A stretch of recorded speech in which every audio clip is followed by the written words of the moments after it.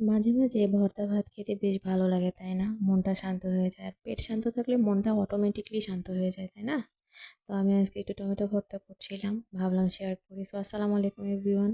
আমি কড়াইতে সরিষার তেল দিয়েছিলাম আর টমেটোগুলোকে একটু চিকন করে নিচ্ছিলাম যাতে সিদ্ধটা তাড়াতাড়ি হয়। তার মধ্যে আমি কিছু কাঁচামরিচও দিয়ে দিলাম, একসাথেই হয়ে যাবে। তো একটু লো ফ্লেমে ভেজে নিলে দেখুন কি সুন্দর নরম হয়ে যাবে। আর তার সাথে আমি কিছু পেঁয়াজও ভেজে নিয়েছি। আমি আবার কাঁচা পেঁয়াজ খেতে পারি না। আর দেখুন টমেটোগুলো এত সুন্দর করে সিদ্ধ হয়েছে, উপরের খোসাগুলো আমি জাস্ট ছাড়িয়ে নিয়েছি।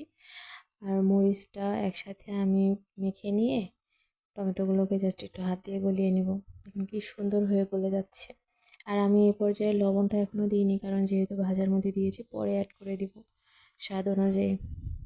দেখুন, আর এই পর্যায়ে একটু কাঁচা সরিষার তেল না হলে কি হয়, একটু কাঁচা সরিষার তেল অ্যাড না করলে ভর্তায় যাবে না। তো দেখুন আমার ভর্তাটা এখন আমি একটু জাস্ট চেক করে একটু লবণ দিয়ে দিলাম। আমার ভর্তাটা রেডি। সো একটু ট্রাই করে দেখবেন। Thanks for watching.